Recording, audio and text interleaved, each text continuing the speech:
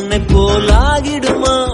கோடி கோடியாய் கொடுத்தாலும் நீ தந்த அன்பு கிடைத்திடுமா? ரத்தத்தை நான் தந்தாலுமே உன் தியாகத்துக்கு ஈடாகுமா? நான் பட்ட கடன் தீர்ப்பேன் என்றால் ஒரு ஜன்மம் போதாதம்மா.